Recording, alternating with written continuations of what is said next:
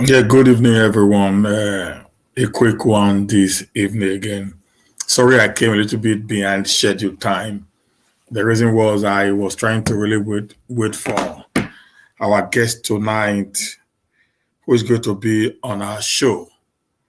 But unfortunately, he had one or two appointments he needs to catch up with.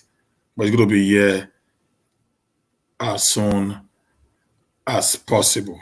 So while we wait for him, I want us to just go deep down and deal with some very important and vital issues. Please, I want you guys to share this broadcast. Let's share this broadcast right now, and let's see how we can bring as many people as possible in.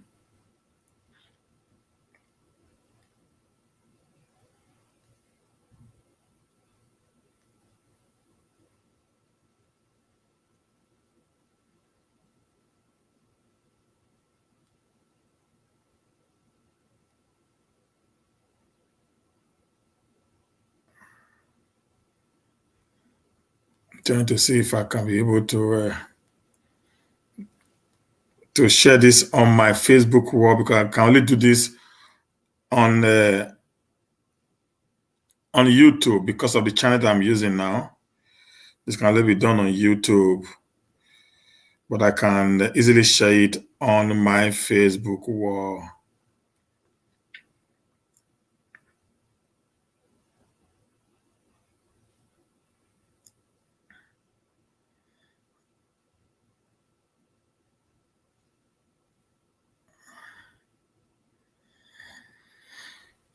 So, guys, it has been a very wonderful time, in the past few days that the social media space have been. Just press your share button. It's already on the Facebook. Just press your share button on your Facebook, so we can share this video around as we go.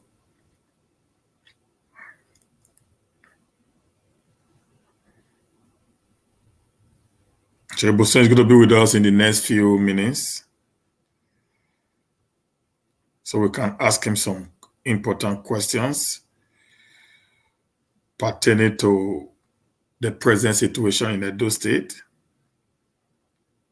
And I'm also planning to bring as many people as possible through this week, just to talk on matters bordering on our dear state and in the country in general. I'm bringing up a brother, but by this weekend, who is going to actually speak to us on some hidden issues,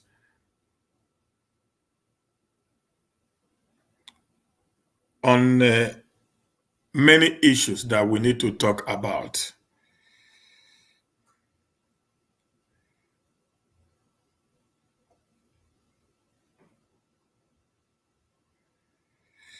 On many issues we need to talk about. He gave me a very, very interesting topic that I will really want us to discuss about as a people. So I'm going to be live with him on Friday evening. Good evening, brother Erosa. We'll be live with him on Friday evening. We're going to talk much about many things that we need to know about the Biafra agitation, their plans and their figures based on what he said. Yes, like I said, good evening, brothers and sisters. It is me, your brother, your friend, Humanist Steven, on Matters Arising with Humanist Steven. It will be an intriguing day tonight as we discuss issues bordering on the development of Nigeria and our youth. I'm very, very concerned about the way and manner the youth of Nigeria is going right now, and that we want a better and a more articulate youth for our people. And so because of that, therefore, I'll be coming in with a lot of guests all through the week, where we can talk and have a proper, discussion on how we can foster a better, Edo State, Nigeria. Based on what has been happening in the past 1 month, involving the NSAS protest, which has eventually led, to the Lekki shootout by the military men and what the youth are stood for. I have decided to go deep to dig out some very important and intriguing letters being written by one man, in order for us to be able to get, what we really need to know as a people, The letter is written by, the piece is written by one Femi Pedro. It's written by one Femi Pedro, and he actually pinned down what I have been talking about, that I want us to read to us while we wait for our guest today. And by the grace of God, I might be having 2 guests today, depending on how it went, but I'm just waiting to see how the end will be at the end of today. If not today, then the other guests can be on our show tomorrow evening, where we discuss on issue bordering on Edo State politics in Nigeria, the betterment of the youth. While we wait, let me read a piece. Please just follow me as I read this piece. And I believe this piece is going to help us, it's going to educate us on how we as a youth of our generation can take the bull by the horn and begin to do things differently. Okay? Like I said in one of my videos, I said the youth of nowadays, we are becoming very ambitious without a focus. Good evening, Happy Smith. We are becoming very ambitious without a focus. So that is why we are unable to get to our desired destinations, because we are not focused. We are ambitious, want to become rich, want to build big, beautiful, well-articulate houses, want to ride on the best cars, but we do not actually have a focus. And because of there is no focus, then our vision is very dim for us to get to the desired destination. That's why you see today, our youth loves, go to the social media space, particularly the Facebook, our youth love to watch issues or programs that involve gossips. Our youth love to watch Bibi Naja. Our youth love to watch somebody coming in to talk about how you can be erratic and good in bed. Our youth love to watch issues concerning 2 different people. But we are not really sitting down to dig deep down on issues that will elevate our standard, on issues that will elevate our meta capacity. We don't want to watch that. We don't have the time. It's not interesting to us. It's of no use to us. We want to watch what does not have value to our lives, but only give us an instantaneous emotional benefit. Okay? Now, how can a guy who refuses to go into innovations, how can a guy who refuses to go into deep research want to become the leader of tomorrow? How can a guy who loves to watch Bibi Naja vote for Bibi Naja and spend tens of thousands of naira watching Bibi Naja? How can a guy who refuses to sleep at night while the people in the Bibi Naja are sleeping? They are sleeping, and you are awake watching someone that is sleeping. These are the issues. In the time before now, our forefathers had a different mindset. Our forefathers had a different orientations about how to make life better and more useful. Yeah, I'm going to be having a live chat with Ebo Stone. He's in a meeting right now, and I believe very soon he's going to be out of there. Then we're going to continue with this. until we decide to change our mental faculty, we are not ready to lead tomorrow. Sometimes I cry when I see our people. They love controversy. They love saga. They love issues that add no value to the society. It trends more.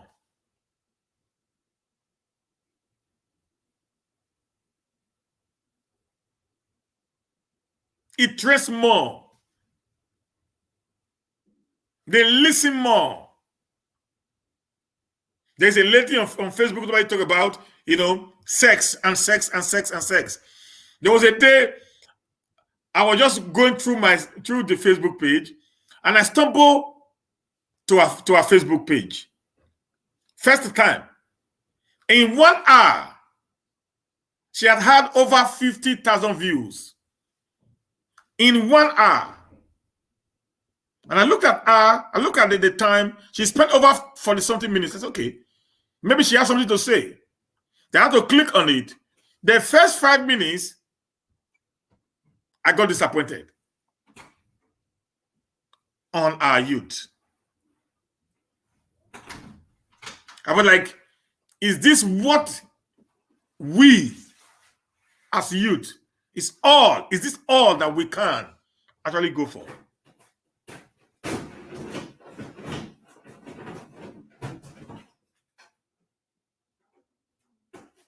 How can you be able to have a life without no proper focus?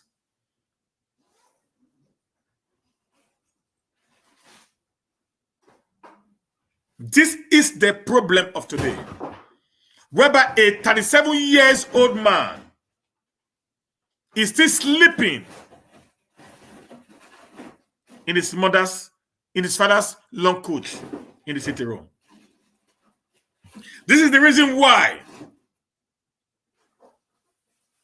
a 40-year-old man still living in a room in his father's house. Until we begin to understand what is actually the issues around us, we will not be able to get to that level that I want to get to. If you are the leaders of tomorrow, you must begin to plan your tomorrow from today. Tomorrow doesn't need to come before you can take the bull by the horn. It is very, very important that you would have had your tomorrow planned today. So that when you get to your tomorrow, it will be very, very easy for you to step into your tomorrow. When I listened to a write-up written by one Femi Pedro, it gave me some level of thought that makes me want to read it to my audience and to as many people that will watch this very particular, broadcast now or in the future.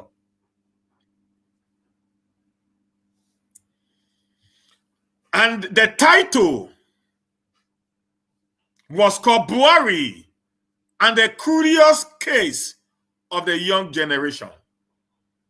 Buhari and the Curious Case of the Young Generations. I want you to follow me quietly.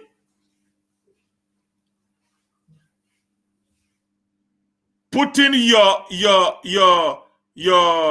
comment on it. Let's deal with issues. And very soon I'm going to be inviting Izoduwa Amowie Imasuen on this show on Naija Watch. Very soon. Maybe this week or next week.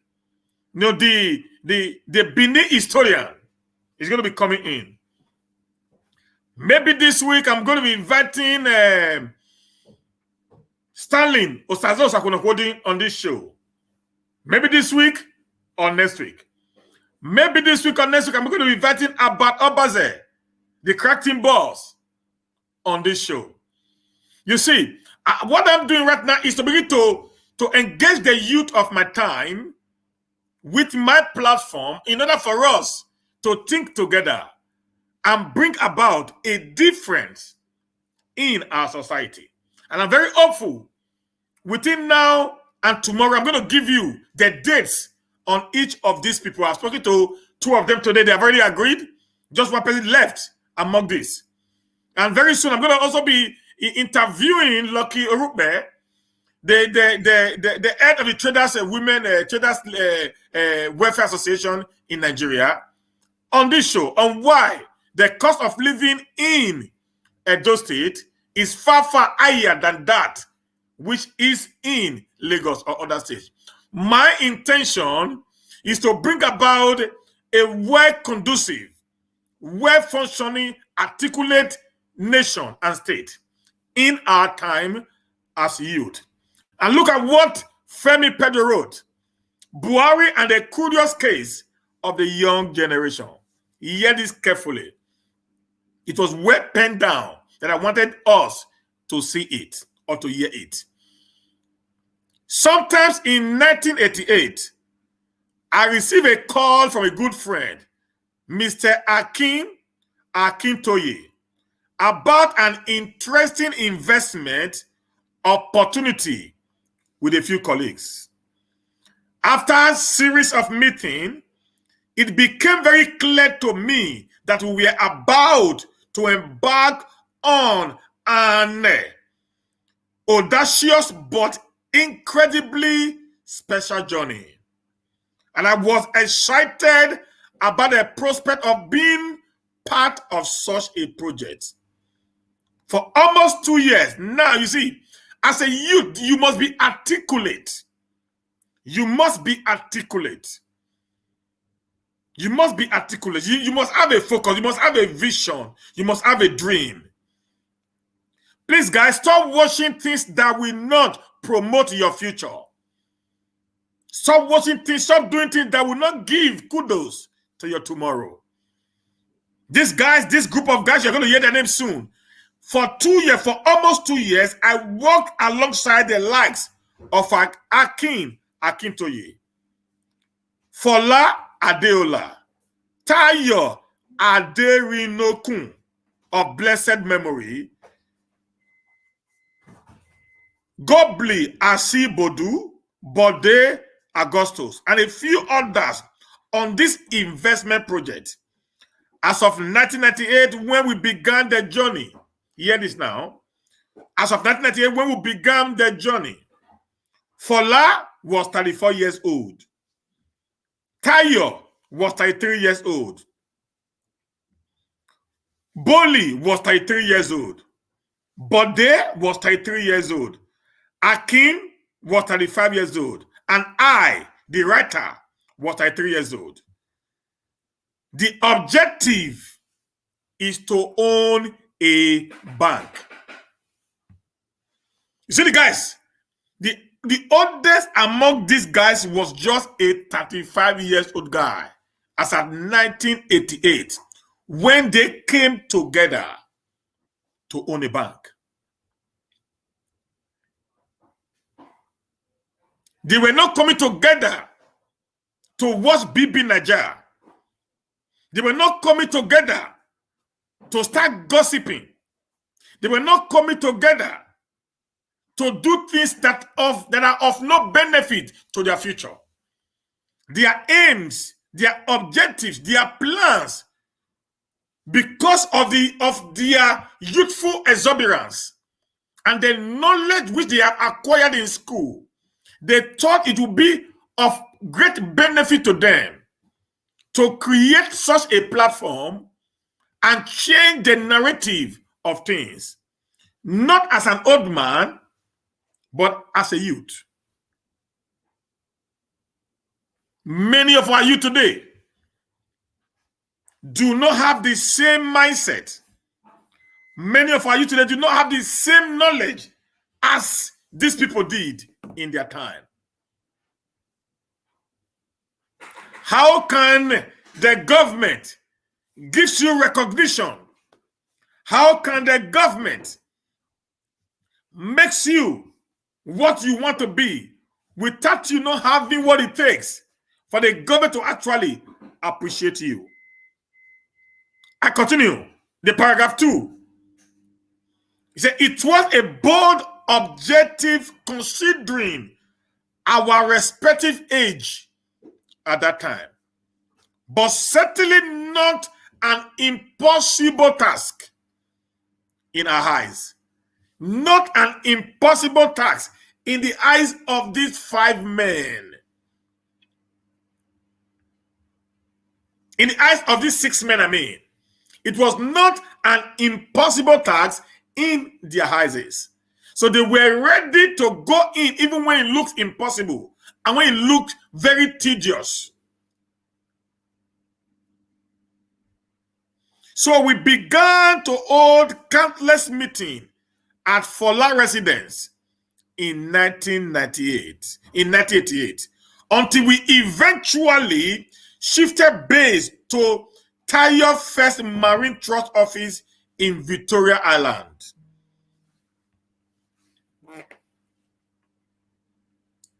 Please hold on. Hello. Hello. Yeah. We're finishing it. Okay. Where did you video one on be?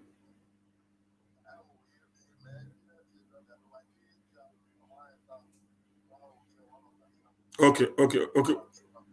Me send the na go na me send the link go na. Yeah, we are allowed them. Yeah, click. Yeah, I will take you in there. Yeah. Okay. So our guest is coming in the next 10 minutes. So let me just go. By late 1989, we were ready to put in our bank application at CBN, along with the required minimum capital.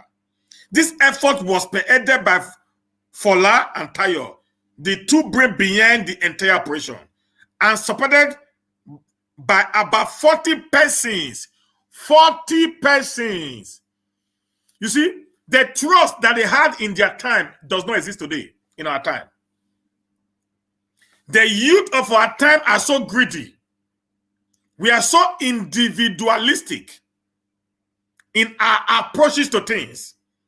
40 persons, including 40 persons, with the two of that will be 42 persons, actually began this gigantic project. I said something like this in one of my videos when I said, we the Edos, we need to start putting up cooperative.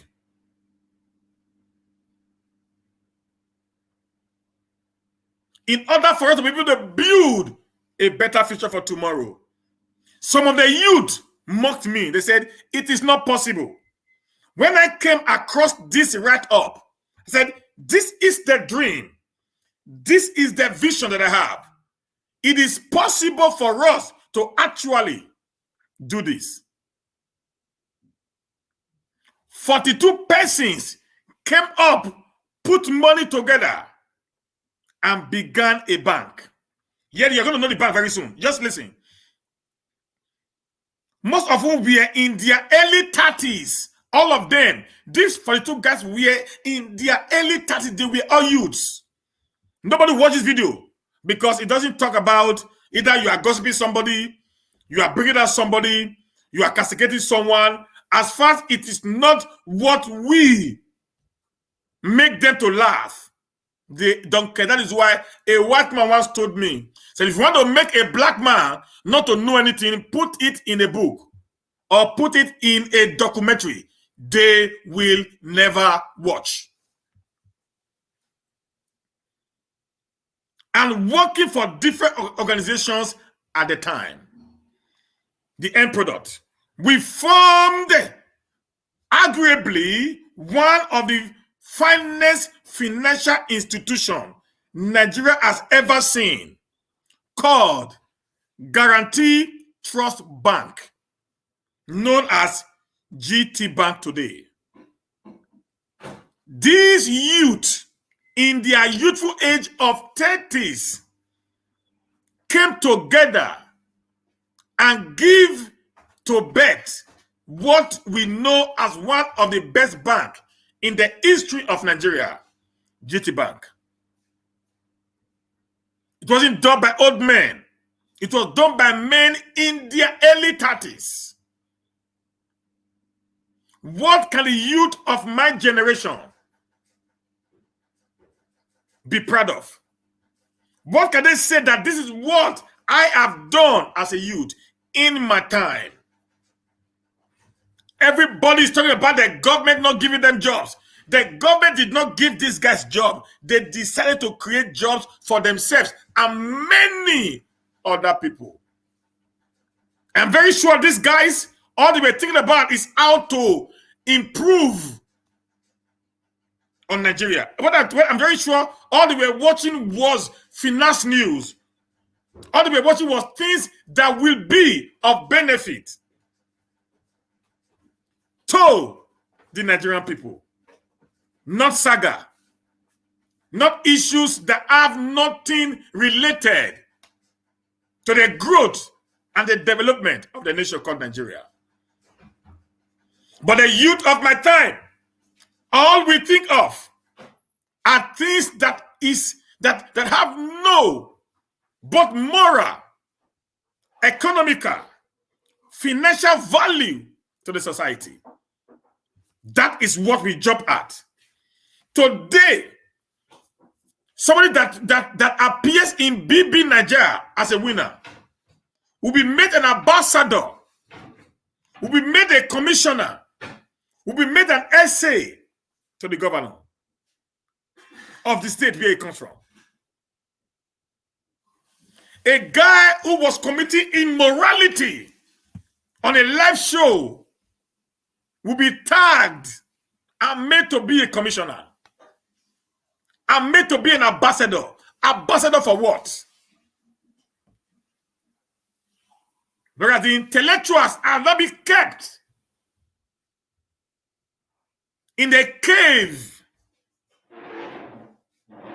of unrecognitions. This has gradually made people who have innovations and intellectual thinking to off their battery of thinking and allow their life to flow with the wave of things. How can a government hand over a nation as more complex as Nigeria to youth who love watching BB Nigeria instead of doing innovations?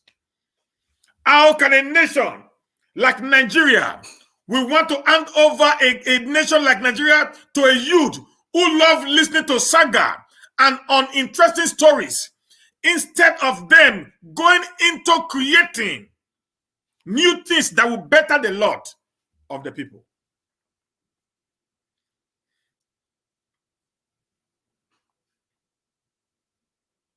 So the bank was licensed on the 1st of August, 1990. And we commenced banking operations later that year. A group of young boys in their early and mid-30s owned a bank. We simply dream big and turn this dream into reality. We simply dream big and turn this dream into a reality.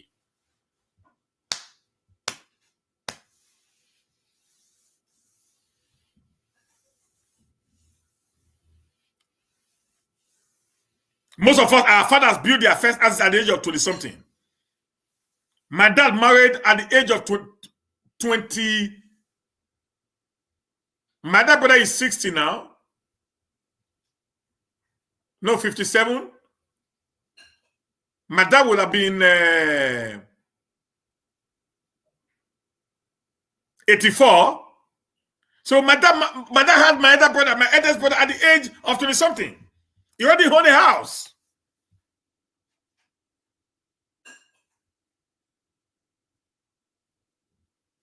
Why are we not progressing as youth? This is the problem. We blame the government, but here it's not working. We are educated, but yet we are illiterates. we cannot be able to articulate what we do or what we need to do. I'm going to stop here now and deal on this interview today. Then I will come back and treat this topic maybe tomorrow, while I will be back here to deal with issues like this. Okay, guys, my guest is already on the show. My guest is already on the show. I want to bring it in quickly so we can go ahead and talk about what is happening in Edo State. It's no other person, like you all know. It's Comrade Kelly Okumbawa, aka Ebo Stone. The boss. Ebo Stone. You are welcome, my big brother. I appreciate you. You know, I took him out from a meeting now because we need to have these, very important meetings.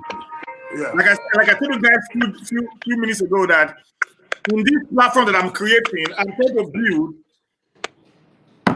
I'm trying to build on a better Edo, a better Nigeria. We're trying to create a unity that we have never had, because that is the only way we can be able to change, the narratives of things.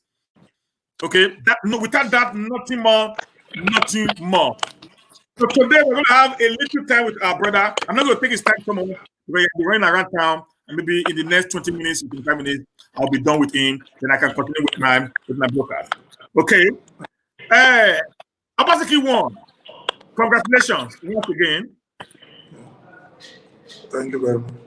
For a fight, you fought tirelessly with every one of us all over the world. Please, can you just introduce yourself to those of you that do not really know you? Can you tell us what is your name and what is your position in this government? Thank you very much. Good evening, my brothers and sisters, especially those my brothers and sisters in diaspora. I'll keep on thanking you people. I'll keep on appreciating you guys for what you did for your son, your brother, our father, Governor Godwin Obaseki during the time of the election. I will keep on appreciating you guys. If not for you guys, I don't know how it for Bill, what have we don't pass Gary. So you guys gave us over 60% of the votes, and I appreciate you guys. My name remains Mr. because that name comes sometimes I don't feel like answering that name anymore. My name remains Mr. Kelly Okumbawa, popularly called Ebo Stone. Thank you for bringing me to your program this morning. It's a real privilege, and I appreciate you. Thank you very much. Okay. You said you don't like, using that name, that nomenclature, comrade anymore. Can you tell me why you decided to drop your comrade title and now you're going to get a Mr. instead? Yeah, actually, my reason best not to be, and I choose not to be a comrade. And a comrade is a title, and I prefer calling me Mr. Kelly Okumbawa because I'm a responsible husband, so I prefer using that name. Thank you. Okay. How you say? You said he's a responsible husband, so he prefer to be called Mr. instead of being called comrade. I think there's something wrong with comrade that I need to go and do some search to know why Mr. Ebo Stone is refusing to be called a comrade today. Now, having basically won, I think in the next few days, today is on the 2nd now or 3rd. In the next few days, he will be sworn in as the governor of Edo State. Can I know how is the government preparing for the inauguration? And I also heard through Cruz Society that it's going to be made with the Alagodao Summit 2020. Can you give us a little brief on how the preparations are and what are we expecting in the Alagodao? Okay, thank you very much. This governor, Obaseki, he has changed the narrative totally in Edo politics. And gradually, I know we'll go to the country. One thing about the governor is not.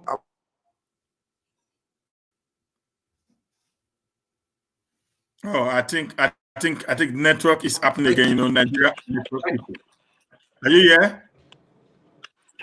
Yeah, I can hear you. Okay, but your Your phone is blank now. It's dark.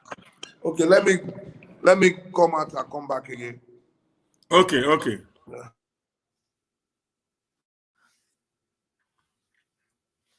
So that is Ebo Stone. It's going to just come in and return back again right now. So let me just try to take him out and wait for him to return back. Then we'll continue with the interview.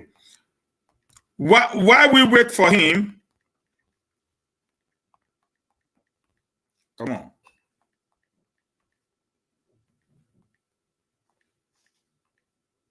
While we wait for him, let's continue with.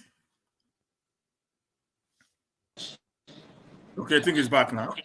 Okay. Yeah. Yeah, can Thank you you very please much. about the inauguration preparation Yes.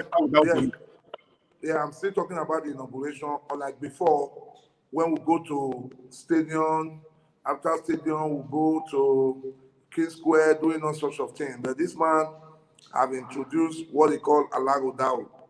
Alago Dao means move forward. Edo is moving forward.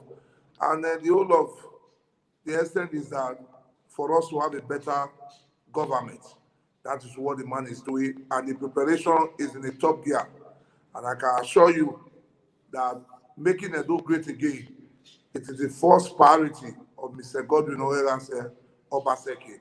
And I know by the grace of God Almighty, who stood by him, who stood by us during the time of the election, will also give him the wisdom for him to do the needful to the Edo people, so that we'll be proud to call ourselves Edo sons and daughters.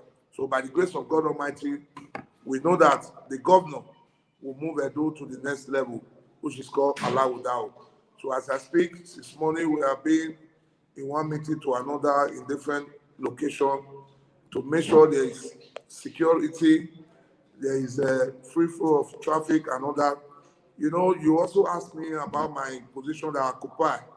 I'm the assistant coordinator of Edo State Public Works Volunteer, which simply means Pool Wolf. We are in charge of the task force in Edo State. I will make sure, even some, as we speak to you, some of our people, they are in the camp, that the one they will use for this state policing and all that. You know, the issue of security is the number one priority of every society and every government.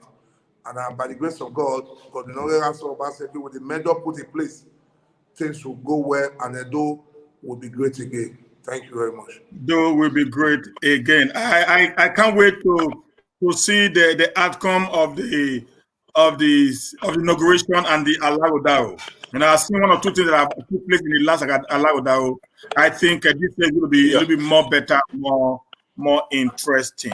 Yeah, there was a video that was trending yesterday on the social media space about one Mr. Comrade, about one comrade Emmanuel Agbogun. I know you know him very well.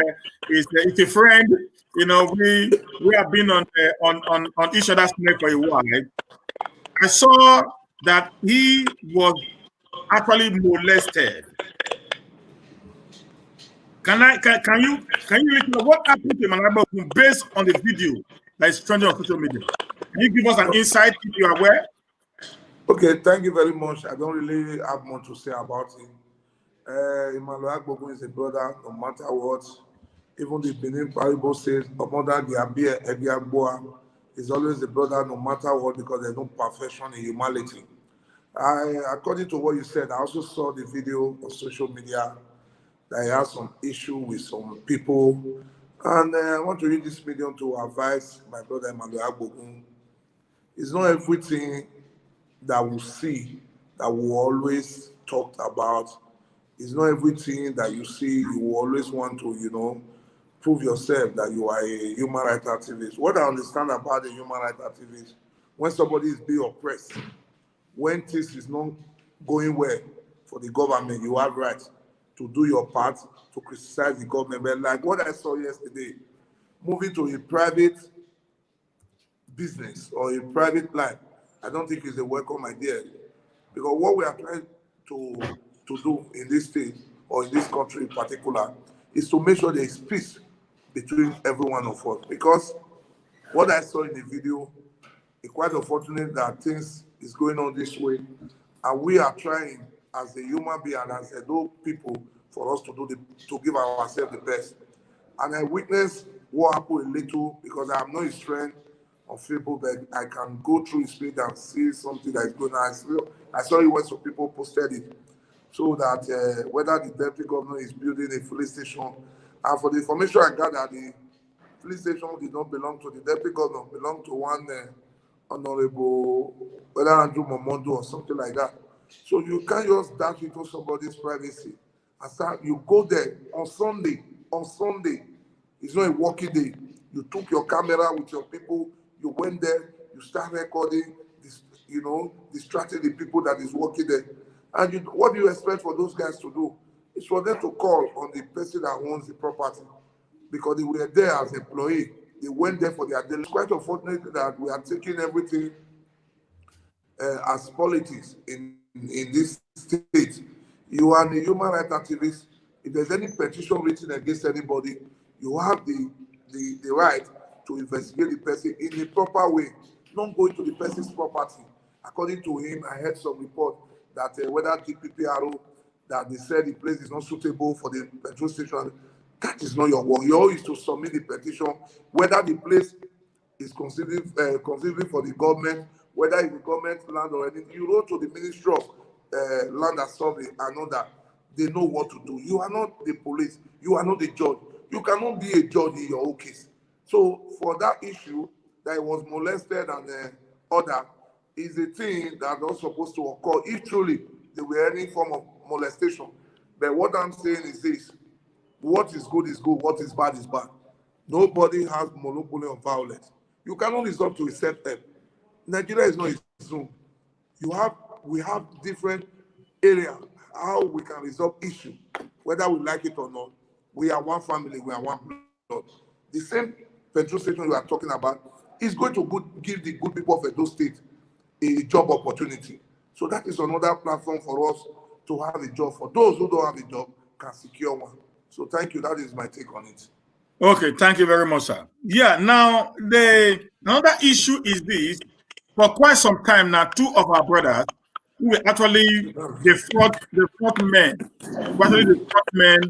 on social media during the 2020 campaign governorship election in Nigeria, in Edo State, Comrade Stanley and the Field Marshal One, as it's really called, about Obaze, the captain ball.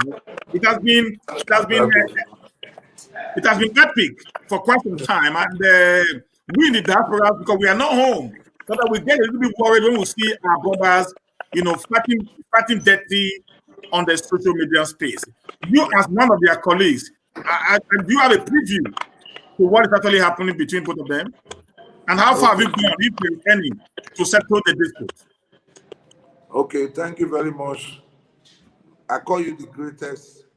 I have my reason of doing so because I like a man that always stands for the truth, a man that always speaks the truth. The truth of the matter, the two brothers that you mentioned their name, they are great guys. I love them with my heart.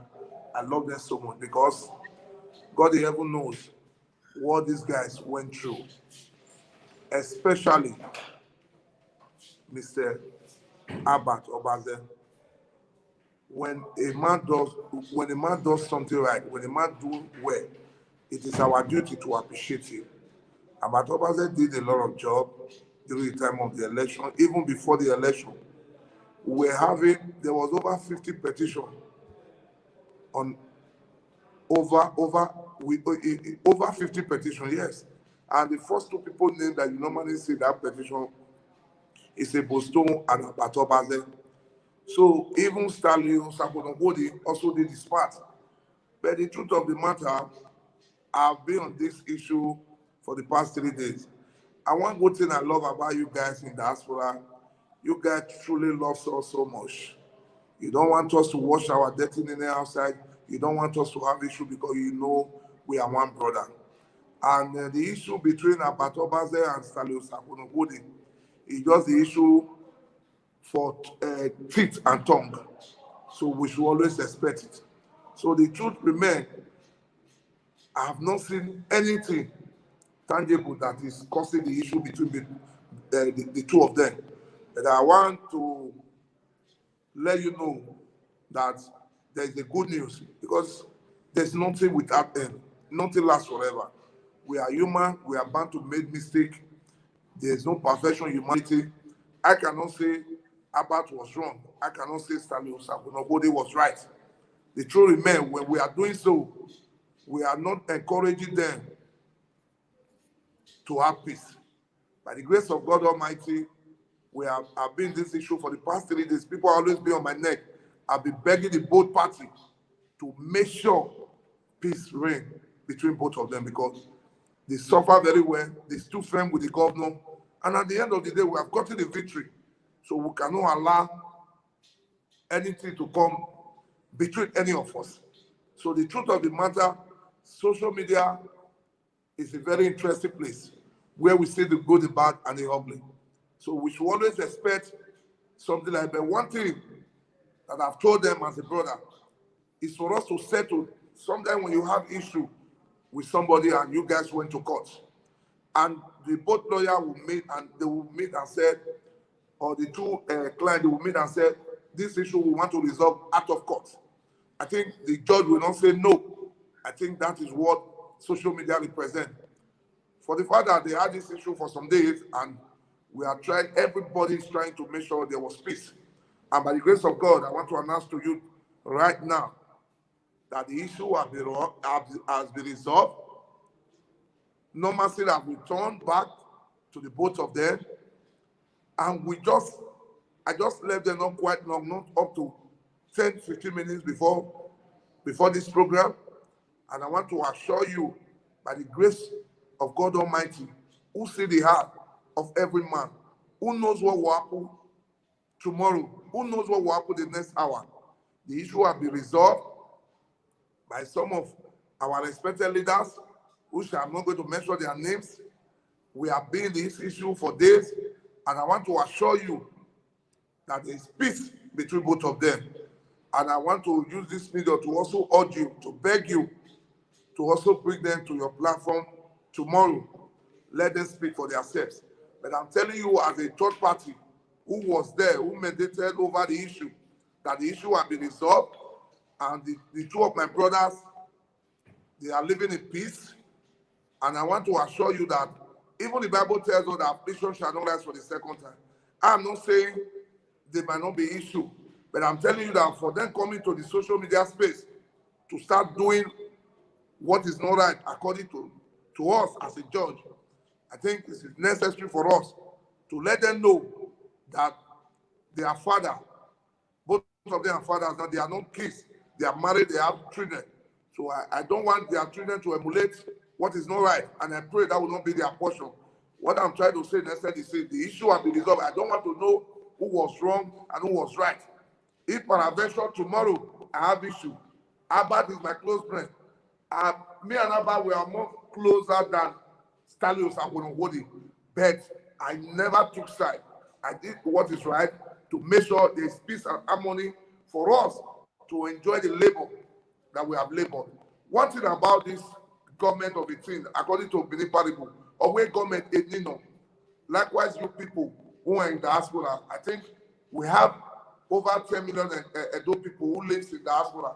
So when I'm into any business, according to what I heard, that they are having issue over diaspora people, which I don't know. We have a lot of them. Anybody can choose to do business with anybody. Anybody can come, Ebo Stone. Ebo Stone, please, I need a property, I need this, I need that. But the truth needs to be told here. We should respect ourselves. We should know what to do at the right time. Both of them, they are great brothers, and I love them with my heart. God, the heaven knows. I'm not the only person, but I will tell you that I've received over 1,000 calls from America, UK, Europe, Edo in the diaspora. They have been calling, say, Ebo Stone, please, weigh into this matter. They know that they are close to me. I cannot go there and tell them, Abba, if you don't resolve this issue today, you are not my friend anymore. Stanley, oh, no, we don't do it like that. They are mature men. But by the grace of God Almighty, God Almighty has put the enemy to shame, and the issue has been resolved. And I pray that God Almighty will continue to protect them and guide them, grant their heart desire to make sure the betterment of Edo State. That is what we want. We should remove our personal interests aside and make Edo great again, so that tomorrow people will see us, they will respect us. We have written our name, and that name, we don't want to get erased from Mission Road and erase it so quickly because of personal gain. And I know the government and the governor that we are serving today is not a self-centered man. He's a man that knows the best for everybody. And I pray this 2020, the second tenor of God, the Noreras of Baseki, that is coming on November 12th, Edo will be great again. And Allah will prevail in our life in Jesus' name. Amen. I so much appreciate that, because we in the diaspora want to hear that news, that everything has been done and we are now back to normalcy. Yes. I've already written to Apatabazi and Osakunozudi, so hopefully I will be bringing them live, to this show anytime that they are ready. That we cannot talk about, and we must move forward. Because my objective, my aim is to see that we take Edo to the next level. And I'm so pleased that today the issue that I've made so very many of us, to be worried, have been laid to rest. And when I bring them in, I hope and I believe that I'm going to get more information from them about how we can do that together and make Edo a better place to be. Now, my next question is this. I saw a video this morning by Apostle Alfred Dion Ujinota. He went to a local government acquisition center, and the entire sewing machines, the entire hairdressing machines, the generator, everything that was in that place was carted away by our youth. I want to know what is really happening. What is happening? Edo has been quite peaceful, because I remember I was home this year. I returned back March this year back to Sweden, and the Edo was so peaceful, was so loving. I drove, first time in my life that I drive, till 10 o'clock in the night. I was on the street driving without nobody in, no security, nobody, just me alone. But now I begin to wonder if they can pick a sewing machine that is meant for their own sisters. Then I think we are getting to a very level of a state of anarchy. Can you tell us what actually happened based on reports on ground? Okay, thank you very much, the greatest Riamato. The truth remains, I almost wept when I saw the video. It's quite unfortunate. This is not what we were known for. This is not what we want. I don't really know where some of our youth are taking this life to. Because the truth of the matter is this. What is right is right. What is wrong is wrong. We are accusing some of the politicians that what they are doing is bad. And we came out to say, okay, this is how we want the whole thing to be. And some of them came out as a looter to start looting things. It's quite unfortunate that the kind of system we have in Nigeria, especially when it becomes a political year, you don't expect nothing less. And that is why the Godwin Obaseki has come to change the narrative. And I know by the grace of God, in the next 4 years, Edo election will be different. When election is coming like this, you see different set of people who come out from different areas, different background. Everybody want to pitch them with any of the candidates and whatsoever. And the way they are be doing most of the things, the politics is do or die affair. If you don't have the numbers, if you don't have the talks, if you don't have the Ekwe, you cannot win election. Because the Noreras Obaseki has come to change the narrative with the goodwill of few people in the diaspora who stood firm by him.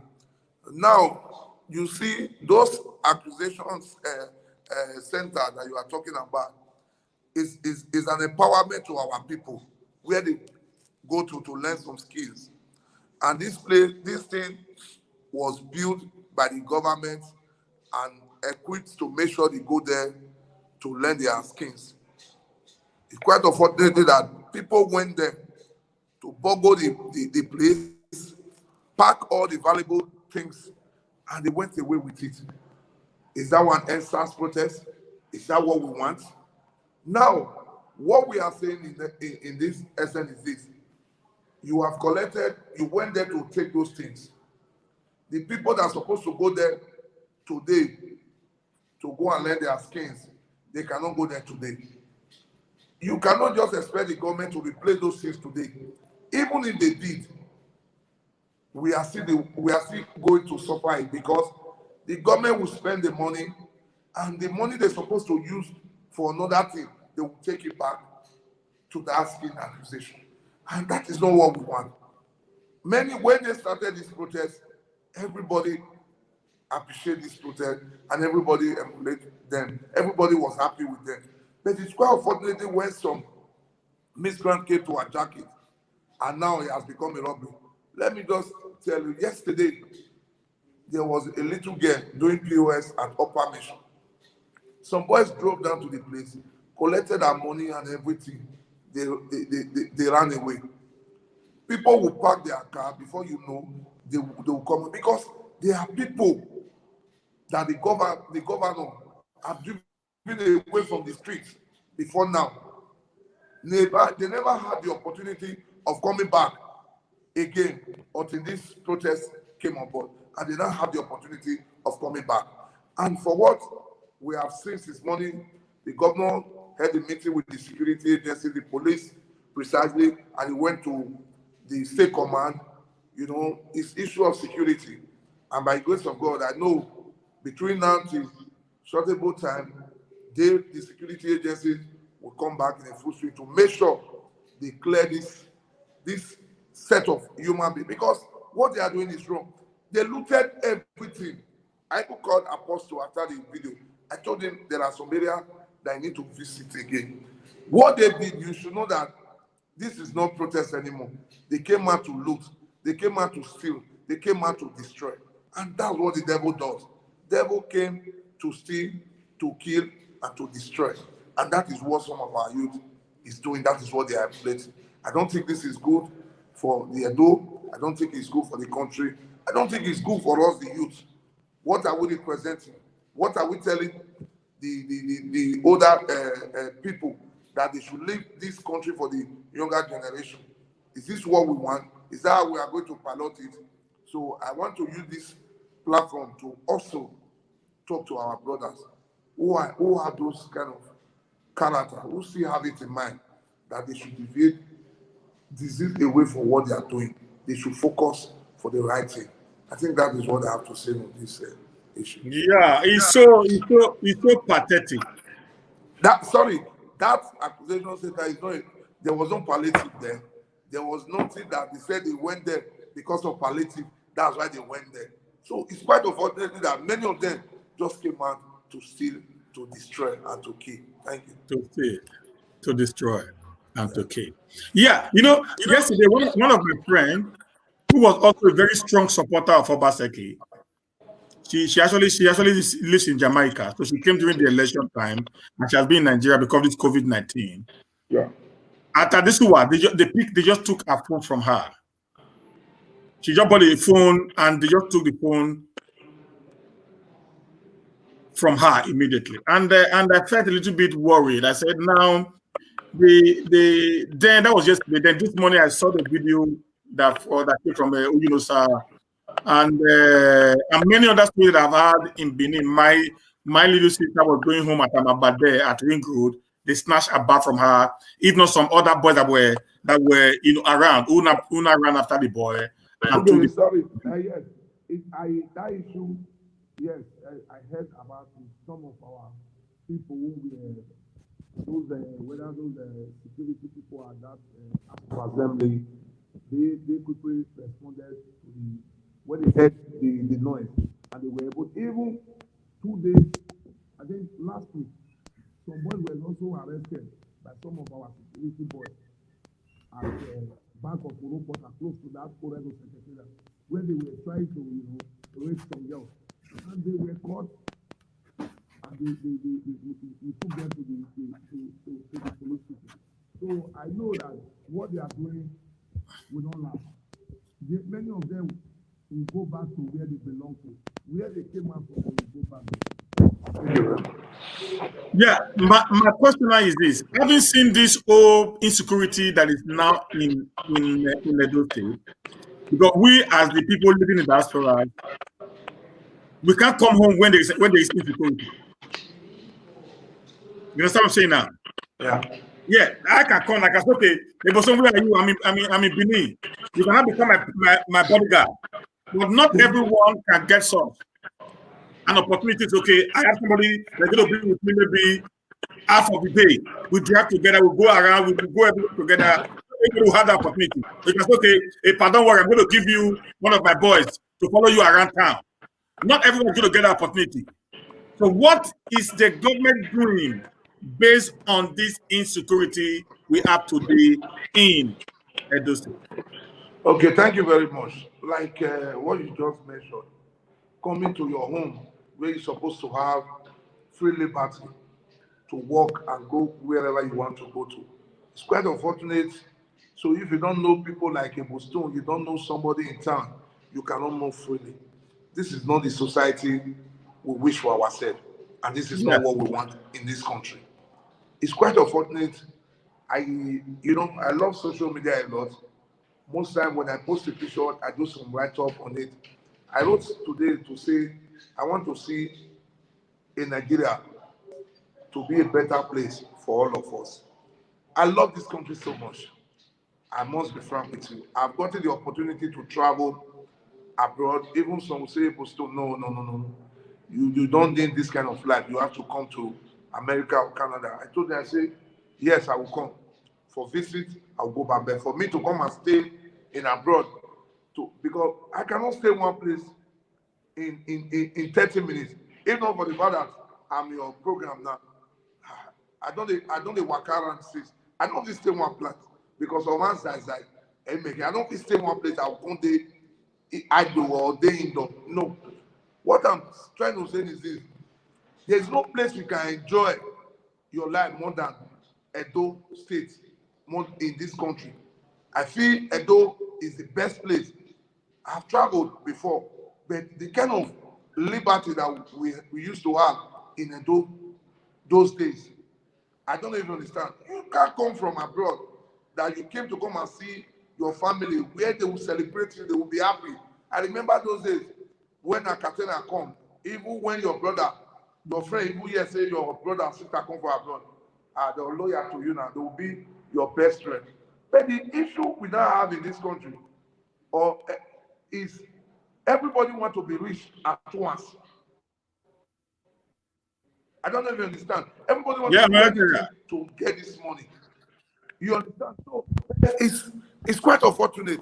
But for the area of the security, I just told you that the organization that I belong to prove that over 1,005 of our boys have gone to camp for training for this state policing. It is our time for every state to have their own police, to have their own security. And that is what the governor is doing. And I know that the governor is going to, expand it to every local government, the 18 local government in Edo State. And that area of security is the number one priority of the governor. Now, on the 13th, there's going to be an international match at Ogbe Stadium. I don't know if you understand. There Yeah, must be, I've heard of that. there must be security. There must be a tight security to make sure people from another country, that is what the governor wants. And that is what we do. We are wishing for ourselves. And I want to assure you the area of that security, that this governor is working hard to make sure security will be the issue of insecurity in Edo State will be issue of the past. Because the man is ready to wipe away those ulums, those bad, those ones who doesn't mean well for Edo. They will leave this state. This state will not be comfortable for them to dwell in. They should go back to where they belong to. Because you cannot come to start harassing people. people who are suffering to get their daily bread, they are the same people that you are obtaining, that you are trying to collect something for. If you want to steal, you know where to go to. You know where those money belongs to. Go there and take it. Not for the commoner. Whether you collect from the poor or from the rich, a crime is a crime. I don't know if you understand. So I want to use this medium to tell our people in the diaspora that the governor that they voted for, the governor that they support during the time of the election will make sure there will be a security in Edo State. It will secure the life and the property of every Edo life. By the grace of God Almighty, I know that Edo will be great again. When we are saying Edo will be great again, it's in every sector. In every sector. But the major priority, the major one is the security. And that security issue is the issue that all of us will work together as one family to, because you can't tell me that those armed robbers, those killers, those kidnappers, they are spirit, they are ghosts. No. They have where they are staying. And many people they are aware of this thing. Many of them are afraid if they find out that I'm the one that gave this information, what will now happen to me? So by the grace of God, with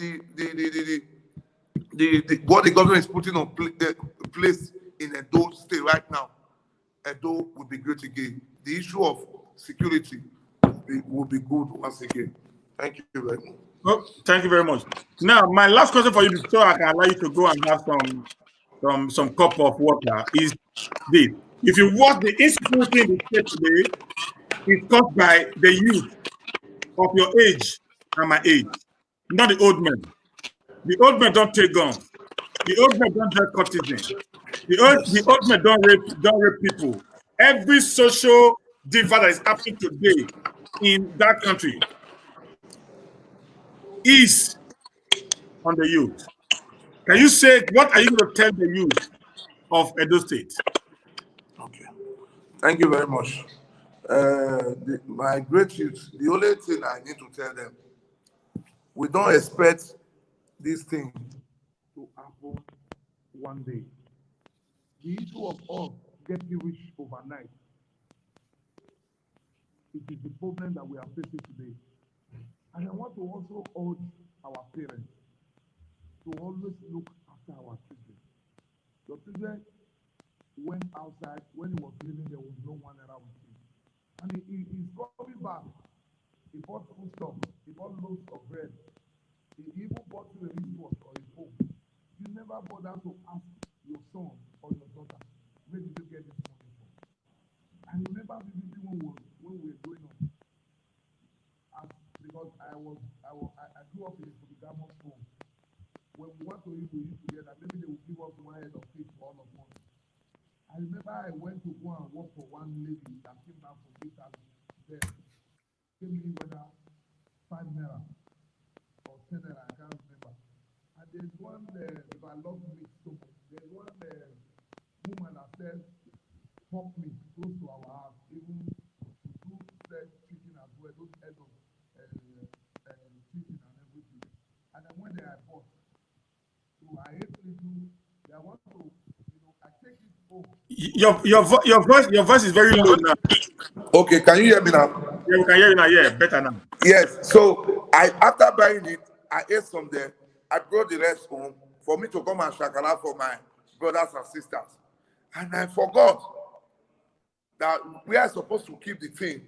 I didn't keep it where I kept it on top of where my father could see it. And my father was coming in and he saw the wrap. And he now found out that it was chicken and pork meat that was inside. He now called everybody, nobody want to agree to you. Before one of my brother went, he don't beg me, as they beg me, I refused to give to him. He now said, Ebo Stone On. So my father now said, so I don't become thief when he say I don't go to buy head of fish, head of fowl, and pork meat. And I come and made another mistake. I come back, cook egg. I come at Jonah. I know what I went through. the rest now. But these days, most of our family, our parents don't care. Even if a 12 years old boy, 15 years old boy just come, buy G-Wagon for his mother, the next day, the mother will start celebrating, he will just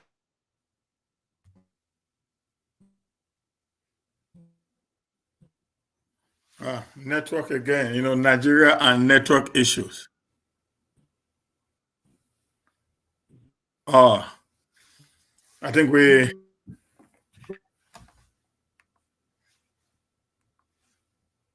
and everything. Yeah, basically. Yeah, network issue. Yeah, his audio was very bad. I think it's network. It's Nigerian network. It's Nigerian network there. It was really, really bad. I think he's trying to come back now. Okay, he's back. Sorry for the, sorry, brother. It's the network. It's the network. Yeah. Sorry about that. So, as I was saying, I know what I went through. But this time around, nobody cares to ask, where do you get this money from? I want to urge the youth. Nothing lasts forever. We should try to do the needful to make sure this country, this state, become a better place. We cannot be fighting ourselves, destroying what we have labored for. It is our time. I told one guy, a guy saw me in Flint Station. He said, somebody called my name Ebo Stone. He said, bros, now you be the Ebo Stone. Oh, wow. Bros, you fine. You are so cute. Bros, everything there with you. Bros, hey. I told him, I said, if you know what I went through in life, I told him, I said, I was once a bus conductor. I've driven bus in this state as a bus driver. I don't wash motor for car wash. I don't push wheelbarrow. Where I am today, I didn't get to this place one day. I did attend afternoon school. I'll fair wash motor from morning to 12 o'clock. How many of us want to go wash motor now for car wash? How many of us want to go work? If somebody they build up, you can't even see youth. Now foreigners come they work for us today. Or you go to mechanic workshop, you want to repair your car. You see another tribe. Even this POP that we are doing now, it's Cotonou people that is doing it. What is wrong with our youth? All of us want to make this money. All of us want, that's why some of us, they are still coming to politics. They want to make politics a career. You must have a second address. I don't know if you understand. So Yeah. I'm begging the youth for us to know that money is not everything. This money will come and go. But the legacy you leave behind is the best for your children yet unborn. So I'm begging the youth to please, let's work together because the youth need to take over this country. But we cannot take over this country with this kind of character that some of us are exhibiting. So please, I'm begging the youth, my youth, especially my youth in Edo State, because I know where we work, I carry on me. I am begging you people. I know we are not lazy people. I know we are very hardworking people. We labor to make sure we get our daily bread. I want to beg you that you should know the right thing. And one important thing is for us to be closer to God. When you are close to God, you will know that everything in life is temporary. And at the end of it, you will know that God Almighty is the way, the truth, and the light. Thank you very much. Thank you very much, my brother. Please, somebody is making a request here. A lady is making a request here. She's saying that Ebo Tubu is really bad. It's bad. And I want to also tell the lady, if she truly lives in Ebo Tubu, we should be transparent for once. Work is ongoing in Ebo Tubu. I can ask, you watch the video Apostle Alfred did sometimes ago. Yeah, I can even ask Apostle Alfred to go tomorrow to that same Ewotubu. You cannot expect the government to do them once. Ewotubu have been an abandoned project for over 20-something years. But by the grace of God, this government will do it. He have started it. That was the same way they were suffering in Amagba, where you live. That was the same way they were suffering in Iriri, Sesebio, PZ. Many places, I don't even understand, the government were able to do, even me, Ebo Stone. The road to my house in after airport road, after the Obazu Mulemo, it's not more tolerable. It's not good. But we cannot expect the government to do it one. Most time on Sundays, I don't leave my house. All my neighbor, all of them will come. Ebo Stone, my vote in Umane, Umana Tamira, no do Una, Ebo Stone, I'll see enter, I'll say me my wife will do. I'll tell them say yes. Even when they want to during the time of the election, I took them before the SSG, and the SSG brought out a file, the Gazette and everything. The constituency, that road have been awarded with about 10 adjoining streets. I don't know if you understand. This man is ready to work. So that issue of that road to move, I know the government is going to address it. But I also love what she did by also telling us that this is. Oh, your Thank you very volume is much. okay. Thank you very much. Thank you. I appreciate you, my brother. I hope tomorrow, when Mr. Pinkoli will be here, maybe I'm going to send you No problem. an invitation so that you can join him. And also when I bought the yours, I'm going to send an invitation so you can join him, so we can be able to build a more better and a more articulate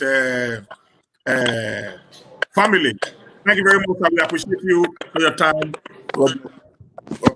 Thank you. Bye. So, guys, that is the interview with my brother Ebo Stone. Like I was saying, the issue today, you see that the issue today is about the youth. We just want to make it now. We must do everything to understand that we can be able to sit down, start planning.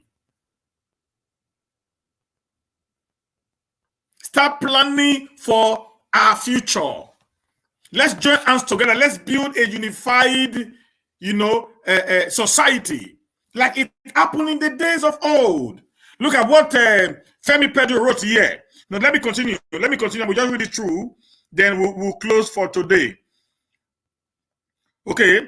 Then the paragraph 5 said, I am taking the liberty to reflect on this chapter of my personal. I'm taking the liberty to reflect on this chapter of my personal history against the backdrop of some of the criticisms about the age of some of President Muhammadu Buhari ministerial nominees. The argument being bandaged about is that by nominating the likes of Chief Audu Obe as a minister, our president is somehow blocking the destiny of younger Nigeria by preventing them from occupying such positions. My brother and sister, how can somebody who is watching BB Nigeria every day, how can someone who is so much addicted to Premier League, who takes his own time just sitting in front of the television watching football every day, that have nothing upstairs anymore to think about anything? How do you expect the government to put you into power when you have nothing to actually deliver? Listen, guys, power is not given. Power is taken. Power is not given, but power is taken. So you must know, for you to take power, you must have what it takes.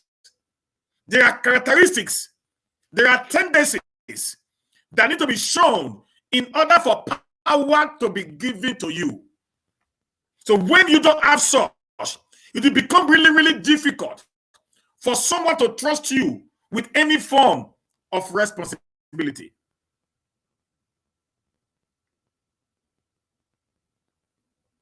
Okay, so we said, oh, we want to be part of Obaseki government. Obaseki promised 60% of the youth to be part of his government.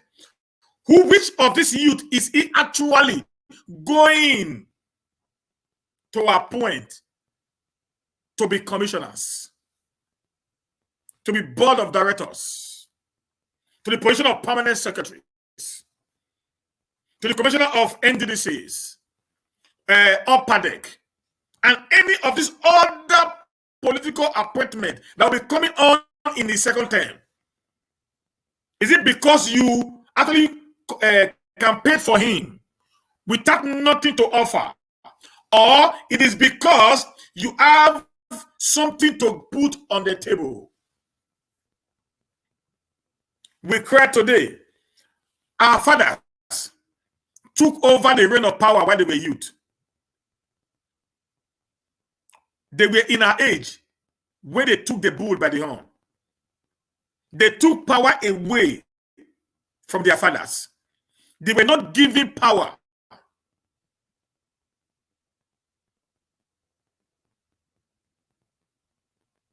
They were not giving power. They took power.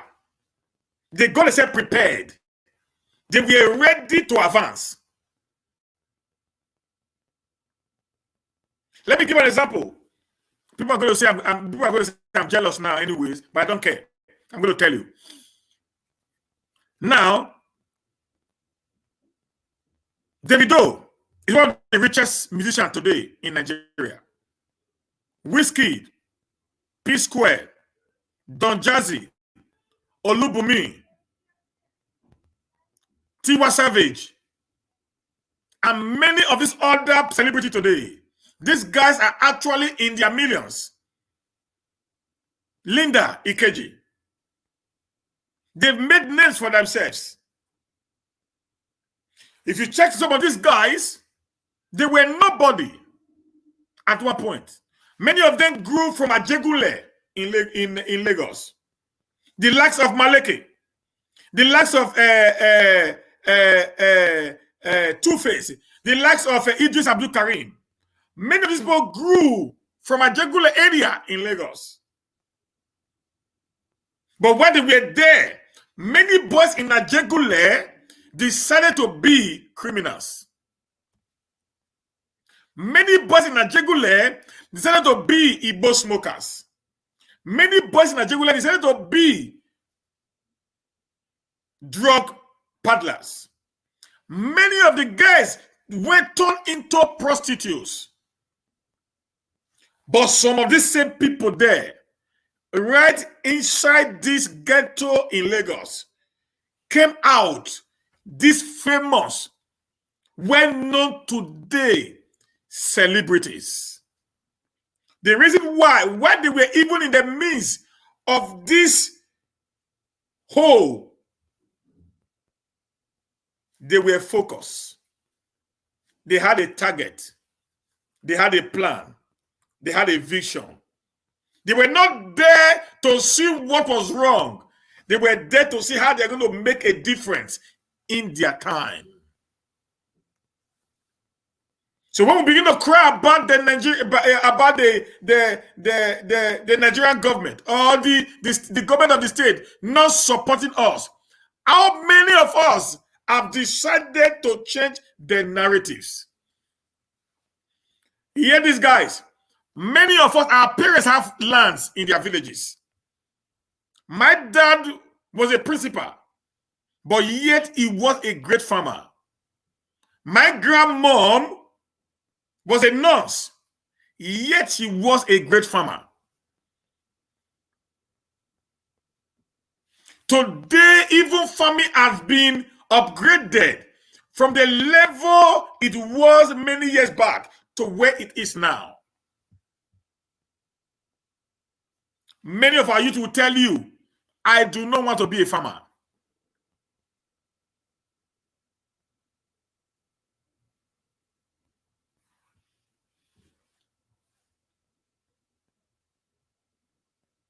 Many of them will tell you, I don't want to be a farmer. I don't need it. I want to just fly and make money. I want to be a local government chairman. I want to be a councillor. I want to be a minister, SSA, commissioner, governor, president, so that in 4 years, I'm a multi-millionaire.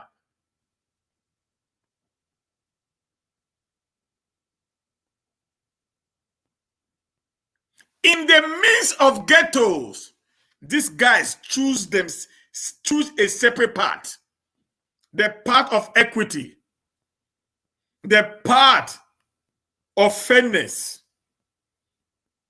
And today, the world knows them. Not just knowing them for evil, they are being known as an ambassador of the Federal Republic of Nigeria. Are you going to tell me that these 42 guys who started GTBank in 1988, the highest, the oldest among them was a 35 years old guy. 42 guys came together. Our youth today, they will go and do Yahoo. They will make millions. The next thing they're going to buy is a GLK. The next thing they're going to buy is a Venza. Then the next thing they're going to do is to build a gigantic duplex, a bungalow duplex that is scattered around 100 by 100 plot of land. They have fleet of cars at their disposal. They go to a club in Benin and they buy a bottle of champagne for 1 million. They get everything finished up in 1 day. And they return back. They return back to the crime that they did in making the money. And when the government refuses to give you power, you begin to blame the government. That the youth are not being given opportunity. Have you created an opportunity for yourself? Have you been able to distinguish yourself from the lot of the people? Have you been able to distinguish yourself to say, okay, I am completely different from all that is happening around me?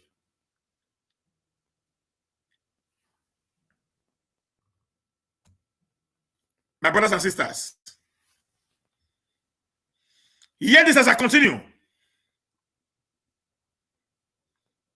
People are quick to reference Yakubu Gowon and Murtala Mohammed as being relatively young when they ascended to power. And they argue that the same opportunity that young people had in the past are no longer available today.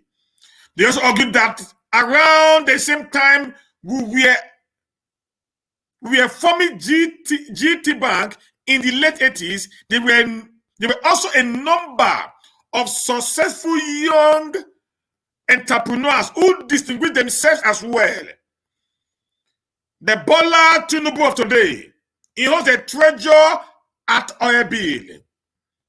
Bade Adora, ED Mobi Oye, Jim Ovia, Zenith Bank, Eratos Akimbola Intercontinental, Dele Momodu Publishing, Tony Elumelu Standard Trust, Liye Imoke Politics, Otega Emeho Standard Alliance Insurance,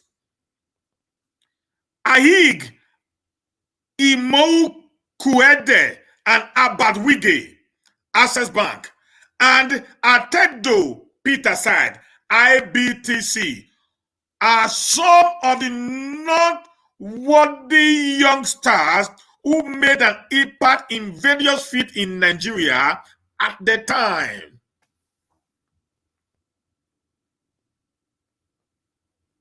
But what some of the proponents of the argument engaged the other ministerial nominees force to realize or remember is that even in my early 30s, we also had very established industrialists like Mko Abiola, Tumba Sobumi, Balogun, etc., who all operated during our time. We respected them, but neither left overwhelmed by their success, nor daunted by the prospect of climbing up the ladder.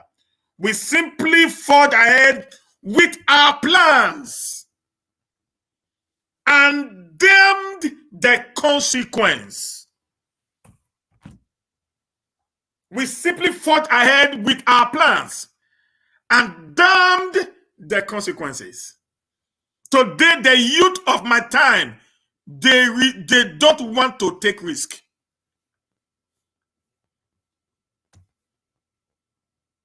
The youth of my time do not want to take legal risk. They are ready to be armed robbers. They are ready to be Yahoo or Yahoo Plus. They are ready to be politicians and steal and get caught, rather than for them to take a legitimate risk.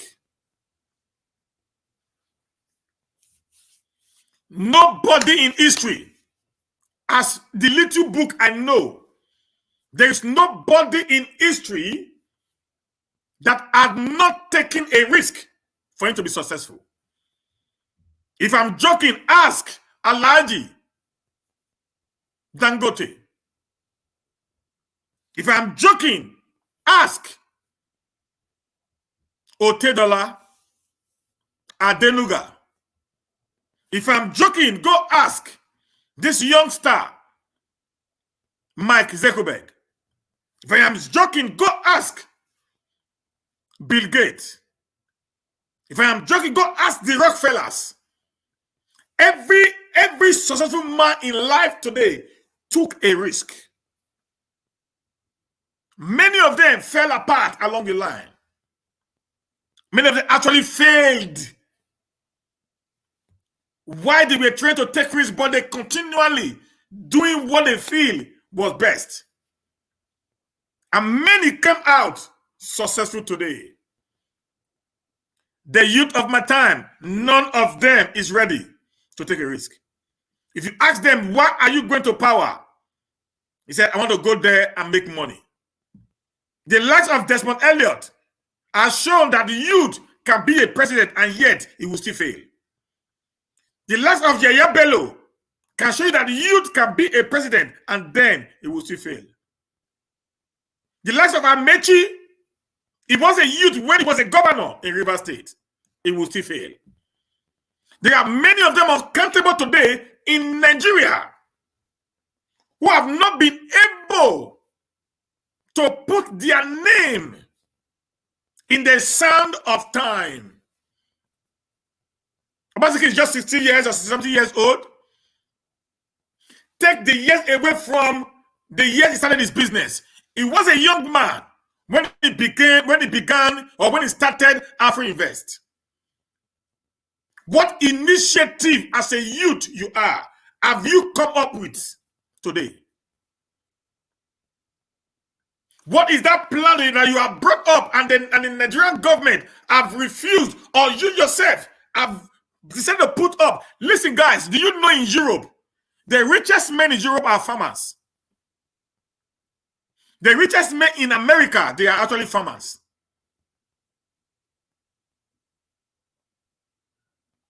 The richest men in the developed world are actually farmers. In the country where our population is growing rapidly, we are getting into 300 million in population living in Nigeria, not just outside the nation. So when you decide to be a farmer, you can never get hungry. You can never be at loss. You always be successful. When I mean farming in all ramifications. Go into animal husbandry. Go into edible crops.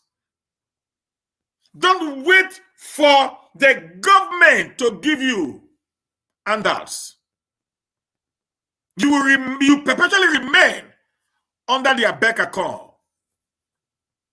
Don't wait to get money that you cannot be able to control, because you don't actually know how it came into being. Look at these young stars who formed the GTBank. Today, the GTBank has been one of the best, most strongest, reliable bank in Nigeria, like the second generational bank. That bank was set up by 40 youngsters.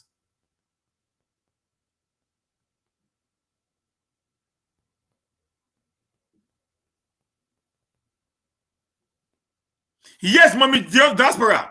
That has been my problem. I refuse to do that in my home. I refuse to do that. I've stopped doing that in my home. I've told very many people, I have a farmland. If you want to get money, go farm. You don't wear Gucci shirts, Gucci trousers, and everything because your sister is in Europe or in America. Because your sister is actually working her ass out to earn every dollar, every euro that she sends to you. Many of us, we are living like refugees abroad. But we send money to our brothers and sisters who lives in affluence. Now that the entire Europe has collapsed, what are they going to do? That is an issue that we need to talk about. Today, I'm not here to say the government of Nigeria is wrong. Today, I'm here to say we, the youth, we, the people, we can join hands together and make a difference. Do you know how many employees that GTBank controls, not only in Nigeria, in other part of Africa? Do you know how many people that they employed? The only way we can succeed in life is through cooperation. I've said it before. Until we go back to that old system, where friends normally come together, have a business idea, build it up, raise the money together, and they move on. This individualistic tendency have taken over the youth of today.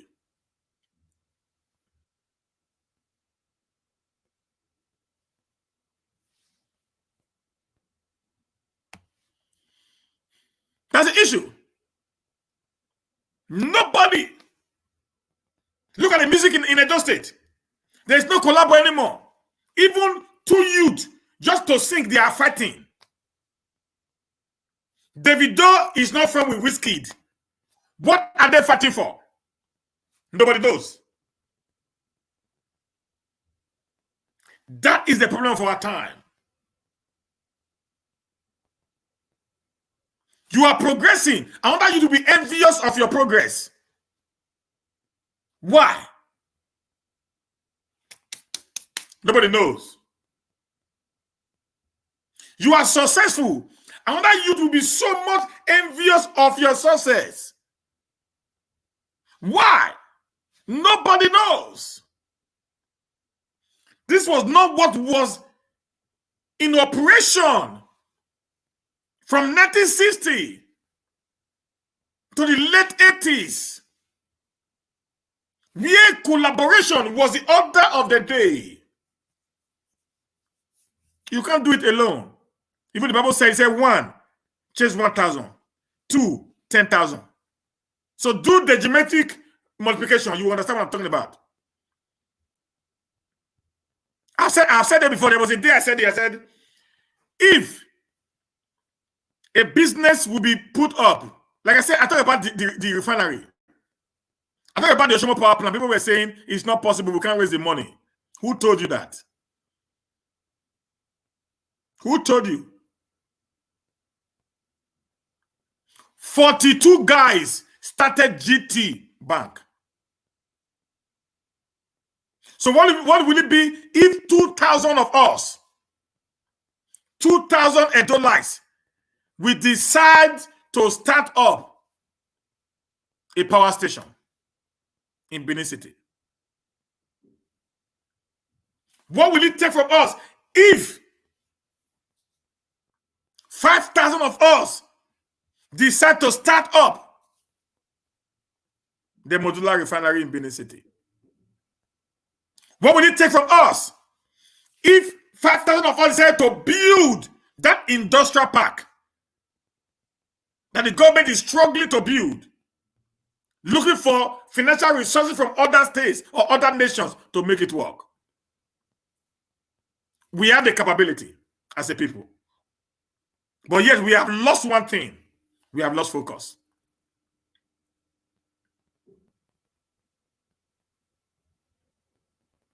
We've lost focus. And do you know why we lost focus? Because The best thing we put away, we brought in those that is not important into our live show. We prefer the world be Nigeria now instead of thinking of innovations. We prefer to watch football and bet instead of thinking of how to better your future.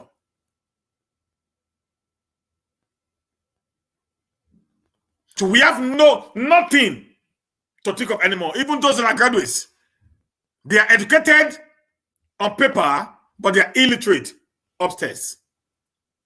They are empty, like an empty barrel, because of the quick rich syndrome. Osubu kind of wet. No nation, I repeat, no nation survives when the youth have become docile. The high rate of crime we see in Nigeria today is as a result of the get-rich-quick syndrome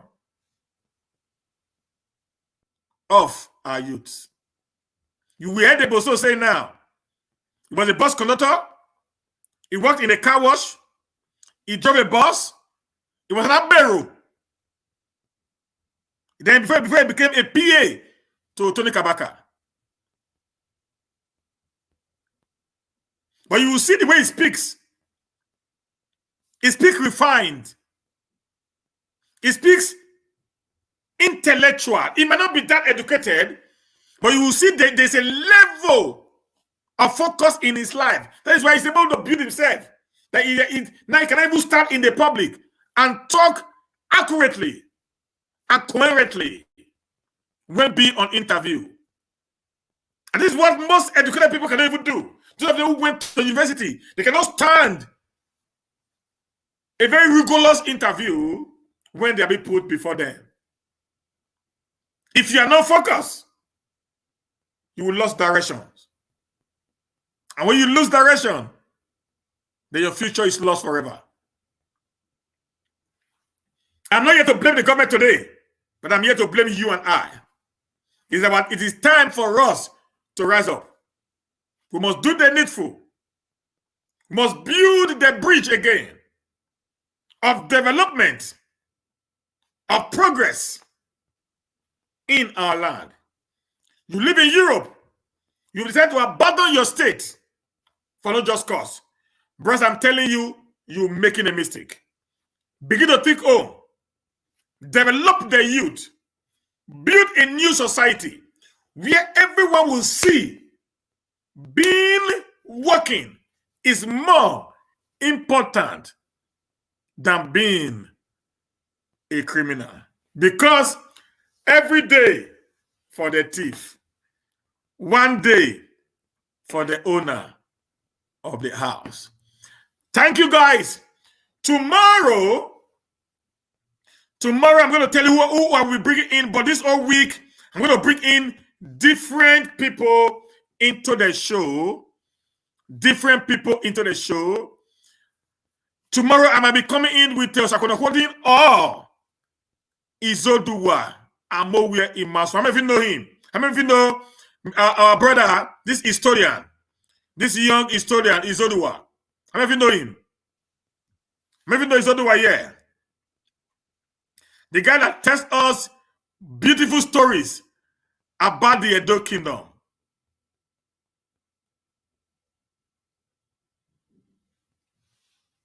Yeah, this guy. So he's going to be with us in one of these days this week. He's going to be with us one of these days this week. We need to also be telling our people about the history of Benin Kingdom. So I'm going to let you guys know when they are coming in. So we're going to get ready. This week is going to be filled up with a lot of interviews and interactive sessions. Just stay cool with us this week as we unfold the new era of Manta arising with Humanist Steven. Thank you guys for tonight. See you tomorrow again. Same time, same station. Don't forget, subscribe to Naija Watch so that you can get a quick notification while we are live. And on Fridays, by 7:30 p.m. every Fridays, we're going to be having a very interesting, intriguing, exciting, and lovely episode on Nigeria Watch YouTube TV called Tell Your Story.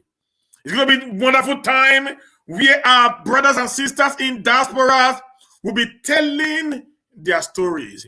There are many of us that our story might become an inspiration for others. The first episode will be this Friday at 7 p.m. Tune in. Tune in. Let's see.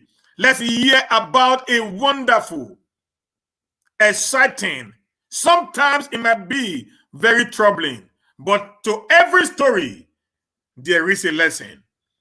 Join us tomorrow again as we continue in this series of interview. It is from my angle. I say good night. God bless you. See you tomorrow. Be a good youth. Bye.